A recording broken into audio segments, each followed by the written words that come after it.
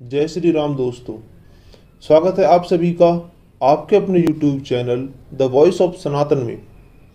साथियों, वीडियो शुरू करने से पहले यह वीडियो देखें। मुस्लिम समाज में ईश्वर की सबसे बड़ी पूजा होती है नमाज, और नमाज को अदा करने के लिए वजू का होना जरूरी है। इस्लाम ने सिखाया है कि अगर वजू के लिए कहीं पानी न मिलता हो तो इस देश की मिट्टी को हाथों में रगड़ कर तयम्मुम कर लो और उससे तुम्हारा वजू कंप्लीट हो जाएगा, तुम्हारी नमाज अदा हो जाएगी। आओ बताते चले कि जिस धर्म का वजू और नमाज और ईश्वर की पूजा इस धरती के मिट्टी के लगाने से होती है, वो शख्स, वो समाज भला कितना बड़ा वफादार होगा इस देश का। मैं तो कहता हूँ देश का कूट कूट के प्रेम, इस देश की मिट्टी से प्रेम, इस धरती से। आपने यह वीडियो देखी। इस वीडियो में यह व्यक्ति कहता है कि मुसलमान संप्रदाय में, मुसलमान मजहब में सबसे अच्छे देश प्रेमी, राष्ट्रभक्त, धर्मभक्त होते हैं। इसका कहने का तात्पर्य यह है, इसमें यह कहता है कि जब हम नमाज पढ़ते हैं, नमाज पढ़ते समय जब हम वजू करते हैं अर्थात अपने हाथ पैरों को धोते हैं, अगर कहीं पर पानी ना मिले तो हम मिट्टी से भी वजू कर सकते हैं। ये कुरान के अनुसार बता रहा है।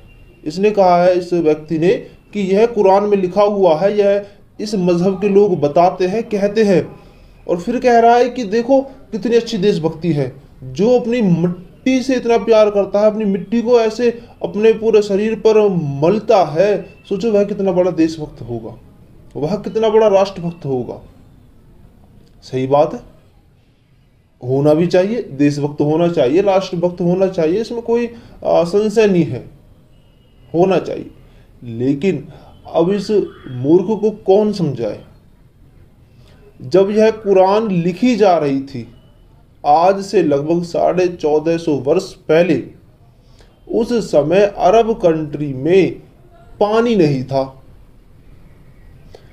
पानी नहाने के तो बहुत दूर की बात है, पीने तक के लिए पानी नहीं था। पूरी जगह रेत ही रेत था। तो जरा विचार करके देखो, सोच के देखो कि जब पानी नहीं था तो वह बेचारे किससे वजू करे? तब उस मोहम्मद ने, उस बुद्धिहीन जानवर ने, उस मूर्ख व्यक्ति ने क्या किया? उसने एक आयत लिख दी, और आयत ऐसी लिखी, उसमें लिख दिया अगर पानी ना मिले तो आप मिट्टी से भी वजू कर सकते हैं। भाई उसे तो लिखना था, वो तो लिखेगा, क्योंकि उसे पता है कि हम पानी नहीं है और जब हम नमाज पढ़ेंगे तो हाथ पैर धोने पड़ेंगे। उसने यह जान लिया, यह सनातन परंपरा से ही उसने जाना। क्योंकि हम भी जब कभी संध्या उपासना करते हैं, ध्यान करते हैं, तो हम भी स्वच्छ होते हैं, साफ होते हैं, स्नान आदि करते हैं या हाथ पैर धोते हैं, उसके बाद ही हम संध्या उपासना के लिए बैठते हैं। तो उसने भी वहां से थोड़ा देख लिया होगा कि ये ऐसे करते हैं सनातन परंपरा के लोग, तो हमने भी ऐसा, उसने भी ऐसा करना चालू कर दिया। लेकिन वहां तो पानी नहीं है। अब उसने क्या किया? उसने दिमाग लगाया, तरकीब लगाई। मूर्ख व्यक्ति को कुछ नहीं मिला, उसने कह दिया कि क्या कहते हैं कि आप तो मिट्टी से भी वजू कर सकते हो, मिट्टी से भी आप वजू करने के बाद नमाज पढ़ सकते हो। अब इसमें देशभक्ति की भावना कहाँ आ गई? मान के चलो कोई जानवर है और वो पूरे दिन जैसे कुत्ता है, बिल्ली है, बंदर है, घोड़ा है, ये है, और ये दिन भर मिट्टी में पड़े रहे, मिट्टी कोई मतते रहे, तो क्या यह देशभक्त हो जाएंगे? इसे छोड़ो, मनुष्य में ही कुम्हार जाति है। कुम्हार जाति, हालांकि हम जाति व्यवस्था को नहीं मानते, लेकिन अभी जब बनाया हुआ है संविधान के अनुसार है तो उसे मानना पड़ रहा है। कुम्हार जाति है। कुम्हार जाति क्या करती है? घड़े बनाती है, मिट्टी के बर्तन बनाती है, दीपक बनाती है। तो उससे ज्यादा देशभक्त कौन होगा इस दुनिया में? इस भारत में उससे ज्यादा देशभक्त कोई हो सकता है क्या?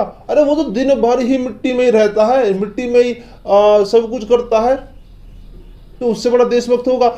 सबसे पहली बात, आपने वीडियो देखी, इस वीडियो में ये पूरा सनातनी लग रहा है, हिंदू लग रहा है। इसकी वेशभूषा से लगा लो, इसके चेहरे से लगा लो, अर्थात जो इसके शरीर की बनावट भी बन रही है ना, वो भी हिंदू ही बन रही है। लेकिन यह फिर भी बात कर रहा है मुसलमान की। इससे एक ही बात सिद्ध होती है, यह व्यक्ति जो वामपंथी लोग हैं, या हम इन्हें कम्युनिस्ट कह सकते हैं, या हम इन्हें नास्तिक कह सकते हैं, या हम इन्हें मुसलमान कह सकते हैं, यह वही व्यक्ति हैं जो सनातन परंपरा को तार तार करने में लगे हुए हैं, जो सनातन परंपरा को खंडित करने में लगे हुए हैं, जो सनातन परंपरा का नाश करने में लगे हुए हैं। हमें ऐसे व्यक्तियों को जवाब देना चाहिए जो भगवा वस्त्र पहन के, सन्यास के वस्त्र पहनकर इस प्रकार की बातें करते हैं। हमें इनका मुंह तोड़ जवाब देना चाहिए, इनको बताना चाहिए कि वास्तव में जो ये तूने कपड़े पहने हैं, यह तू इसके लायक नहीं है, तू अभी अयोग्य है, अभी तूने इसकी योग्यता अर्जित नहीं की। और पहनने के बाद भी वह दूसरे मतपंथ संप्रदाय की इतनी बड़ाई करता है। अरे कभी सनातन परंपरा के वेदादि शास्त्रों का अध्ययन कर, उसके बाद बता कि क्या क्या इसमें बताया गया है, किस प्रकार से बताया गया है। कभी इसने संध्या उपासना के बारे में नहीं बताया होगा, लेकिन यह व्यक्ति मुसलमान हिंदू का वेश धारण कर कर सनातनी लोगों को भ्रमित करता है, मूर्ख बनाता है। यह इस प्रकार का कार्य करता है। आप भी ऐसे लोगों से बचकर रहे सभी, और जहां भी ऐसे लोग मिले तो डायरेक्ट एक्शन लो। कोई आवश्यकता नहीं किसी चीज की, डायरेक्ट एक्शन लिया जाए ऐसे लोगों पर। हमें वो बाद की बात है क्या होता है क्या नहीं होता, लेकिन जो ऐसे व्यक्ति सनातन परंपरा को तार तार कर रहे हैं, जो कहते हैं कि केवल मुसलमान ही राष्ट्रभक्त है। अरे भाई, मुसलमान काहे का राष्ट्रभक्त? अरे जब हमारा देश आजाद हो रहा था तब जिन्ना ने दूसरा पाकिस्तान मांग लिया, दूसरा विभाजन करवा दिया। क्या कहा था? ये कहा था कि इनकी वेशभूषा अलग, इनका खान पान अलग, इनका व्यवहार अलग, इनका आचरण अलग, इनकी पूजा पद्धति अलग, इनकी शिक्षा व्यवस्था अलग, इनकी भाषा शैली अलग। इन हिंदुओं की मुसलमानों से कुछ नहीं मिलता, और जब नहीं मिलता तो हम इनके साथ क्यों रहें? इसी कारण उस जिन्ना ने, उस मुसलमान ने, उस दुष्ट ने इस भारत का विभाजन करवा दिया और भारत को दो भागों में विभाजित करवा दिया। और क्या हुआ?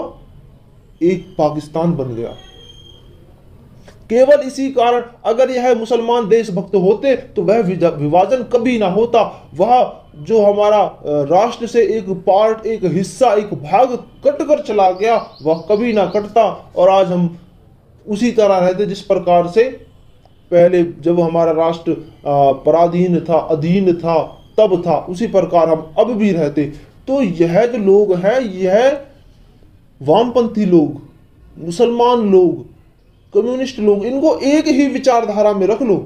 इनमें ज्यादा फर्क नहीं है, थोड़ा बहुत फर्क है, ज्यादा फर्क नहीं है। यह सनातन परंपरा का नाश करने पर तुले हुए। लेकिन हम धर्म रक्षक, हमारे जैसे ना जाने कितने धर्म रक्षक भाई इस सनातन परंपरा को बचाने के लिए, अपना सर्वस्व न्यौछावर करने के लिए हर समय तैयार रहते हैं। हम भी आपसे यही प्रार्थना करते हैं, हम भी आपसे यही अनुरोध करते हैं कि आप भी सनातन परंपरा को, सनातन धर्म को, सनातन संस्कृति की रक्षा करने के लिए चाहे सर्वस्व न्यौछावर हो जाए, कदापि पीछे नहीं हटना चाहिए। हमें अपने परंपरा का निर्वहन करते हुए, सनातन संस्कृति का निर्वहन करते हुए अपने राष्ट्र को एक उन्नत राष्ट्र बनाना है और अपनी संस्कृति को एक उन्नति प्रदान करनी है।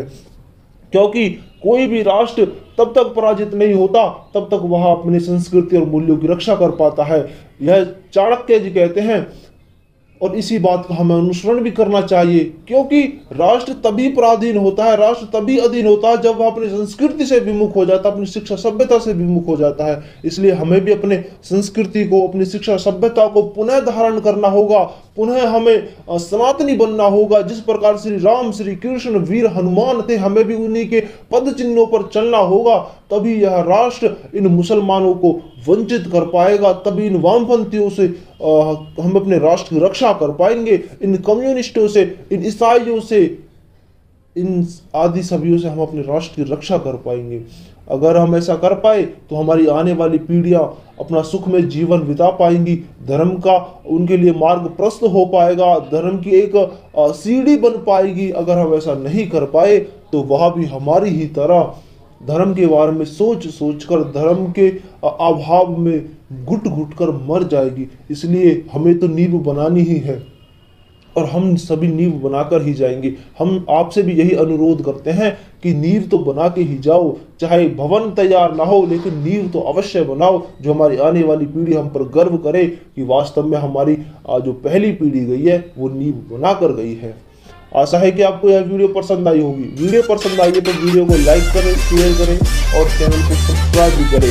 हम आपके समक्ष इन मूल्यों की, इन ईसाइयों की, इन पादरियों की, इन मौलवियों की, इन कम्युनिस्टों की, इन बौद्धों की ऐसी धज्जियां उड़ाएंगे जो आप देखते रह जाओगे वास्तव में। और सभी हम प्रमाण के साथ देंगे, ऐसा नहीं कि हम बिना प्रमाण के बोलेंगे, सब कुछ प्रमाण के साथ आप सभी के समक्ष रखेंगे और आप भी डंके की चोट पर इनसे कह सकोगे कि वास्तव में ऐसा ही है और तुम गलत हो। सनातन परंपरा सत्य है, सनातन शिक्षा पद्धति सत्य है, सनातन व्यवस्था सत्य है। आप सभी को नमस्ते जी।